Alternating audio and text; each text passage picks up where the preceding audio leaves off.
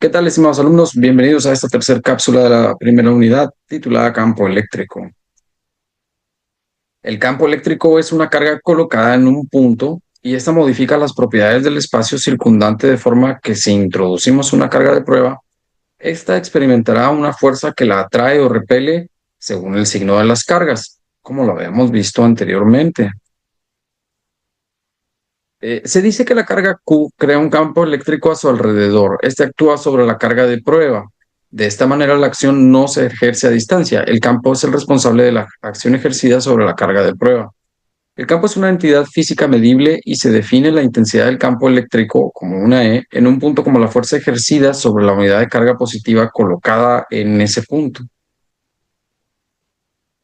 Por ejemplo, al calcular la intensidad de campo eléctrico creado por una carga de 4 nanocoulombs a 30 centímetros de la misma, repetiríamos el cálculo suponiendo ahora una carga de menos 4 nanocoulombs. Si suponemos que la carga está situada en el origen de coordenadas y el punto considerado está situado a su derecha, podemos identificar el vector unitario definido en la expresión de la ley de Coulomb. Aquí se va a trabajar con vectores. Dado que los campos eléctricos y los campos magnéticos son invisibles, esa es una fuerza invisible, sin embargo ahí está, existe, pues bueno, se dibuja con vectores. El campo vectorial. La intensidad del campo establece un vector único para cada punto en el espacio. El campo eléctrico es un campo vectorial. Independencia. El valor del campo eléctrico es un punto, es independiente de la carga de prueba y depende solo de la carga que crea el campo. Y tienen simetría radial. Los puntos que estén a una misma distancia de la carga central tendrán un mismo valor para la intensidad de campo. ¿Cuáles son las características del campo? Dependencia con la distancia.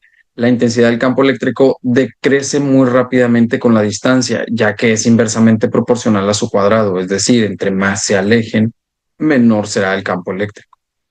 Similar a lo al campo magnético. Si entre más cerca estén unos imanes, mayor será su atracción. Entre más los alejemos, pues menor será su atracción. Es lo mismo con el campo eléctrico. Tiene dirección. El sentido del vector campo eléctrico depende del signo de la carga. Si esta es positiva, el campo es radial y saliente, es decir, hacia afuera del campo. Si la carga es negativa, el campo es radial y entrante, es decir, hacia adentro. ¿Cómo lo podemos ver en la imagen? Si el campo es positivo, va hacia afuera. Si el campo es negativo, por el contrario, va hacia adentro. Principio de superposición. Si en las proximidades de un punto existe más de una carga, el campo eléctrico es el resultado de sumar vectorialmente, es decir, suma de vectores cada uno de los campos individuales creados por las cargas. Es conveniente diferenciar claramente entre campo y acción o fuerza ejercida sobre las cargas situadas en el seno del radial. Relación campo-fuerza. El campo es algo que solo depende de la carga que lo crea. Si ahora introducimos una carga en el campo, este ejerce una acción sobre ella, es decir, una fuerza. La fuerza ejercida por el campo sobre la carga se puede calcular fácilmente si se conoce el valor del campo. Se deduce fácilmente que fuerza y campo tendrán el mismo sentido si la carga es positiva y sentido contrario si es negativa. Por ejemplo, dos cargas de un nanocoulomb y de menos 2 nanocoulombs están situadas en reposo en los puntos 0, 0 y 10 centímetros 0, respectivamente. Es decir, tenemos que trazar un plano para poder dibujar estos vectores. Debemos determinar los componentes del campo eléctrico en el punto 20 centímetros, 20 centímetros. Y componentes del campo eléctrico en el punto 20 centímetros y menos 20 centímetros. Ahora, la distancia R2 positiva va a ser igual a 20 al cuadrado más 20 al cuadrado centímetros cuadrados. Esto es igual a 800 centímetros cuadrados, que es igual a 8 por 10 a la menos 2 metros cuadrados. Este sería el vector unitario de la carga positiva y el vector de campo de la carga positiva también. Para calcular la carga negativa, pues tendríamos que sacar la distancia del punto R cuadrado, pero ahora en negativo, de 10 al cuadrado más 20 al cuadrado centímetros cuadrados. Esto sería igual a 500 centímetros cuadrados, que es igual a 5 por 10 a la menos 2 metros cuadrados. Y bien, pues tendríamos que realizar los cálculos de la tangente para poder obtener el vector de la carga negativa. ¿Cómo sería el campo resultante? Bien, como se observa en la figura, al cambiar la componente y por menos y, el resultado es equivalente a una reflexión del vector respecto al plano que contiene el eje X. ¿Ok? El resultado es que se mantiene invariable la componente X y cambia de signo la componente Y. Y bien, esa sería la forma de representar el campo resultante en vectores. Líneas de fuerza del campo eléctrico. Con el fin de visualizar el campo, se recurre pues, a dibujar las llamadas líneas de campo o líneas de fuerza, que cumplen con la condición de que el vector campo es siempre tangente en cualquiera de sus puntos y se trazan de modo que su intensidad sea proporcional a la intensidad del campo.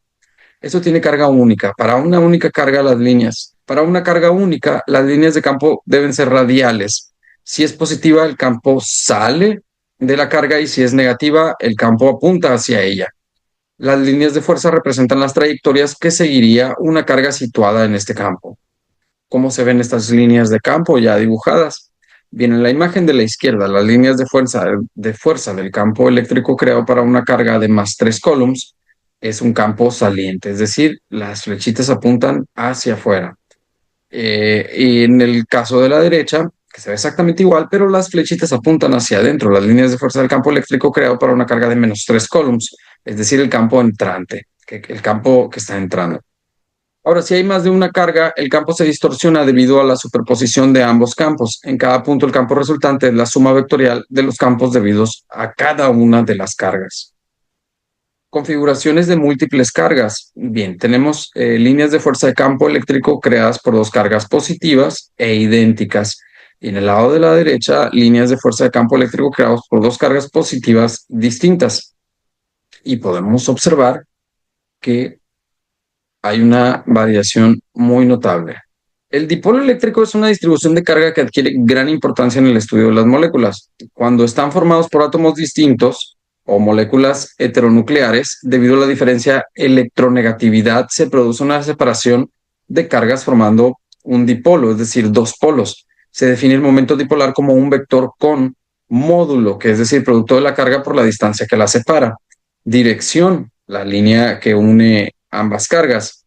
Y sentido de la carga puede ser negativa o positiva. Todo vector tiene módulo, dirección y sentido. Un vector es una fuerza o una línea en el espacio. Tiene un módulo, componentes en X y en Y. Tiene dirección, puede ir hacia arriba, hacia abajo, hacia la derecha, hacia la izquierda. Son flechas. Y puede estar en cualquier punto del plano. ¿Ok? Y tiene un sentido, es decir, pueden ser positivos o negativos. Los vectores tienen un módulo, es decir, sus componentes en X, en Y, en dos dimensiones, X, Y y Z en tres dimensiones. Tienen dirección, van hacia el norte, hacia el sur, hacia el este, y tienen un sentido, es decir, pueden ser negativos o positivos.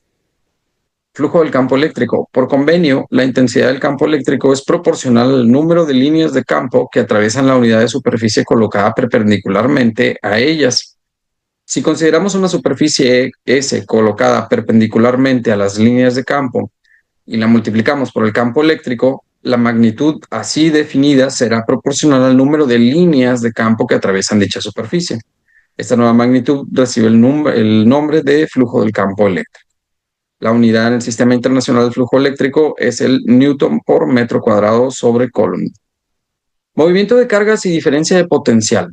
Las cargas positivas se van a mover en la dirección de los potenciales decrecientes, desde las zonas de mayor potencial a las de menor potencial. Es decir, siempre se tiene positivo y negativo.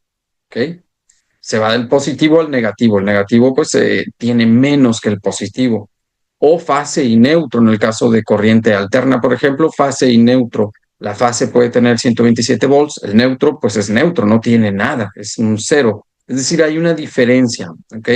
Cargas negativas. Una carga negativa se moverá en la dirección de los potenciales crecientes, desde las zonas de menor potencial a las de mayor, es decir, al revés de las cargas positivas.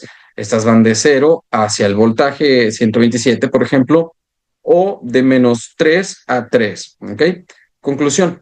Para lograr que las cargas se muevan entre dos puntos, hemos de conseguir que dichos puntos se encuentren a distinto potencial.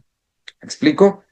Fase y neutro 0 volts de neutro, 127 de fase.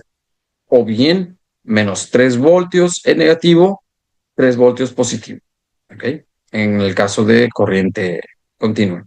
Una manera de conseguir esto es acumular cargas positivas en una zona y negativas en otra, creando así una diferencia de potencial que impulse el movimiento de estas cargas. Pues bien, estimados alumnos, esto es todo por esta cápsula. Muchas gracias por su atención y nos vemos en el siguiente video.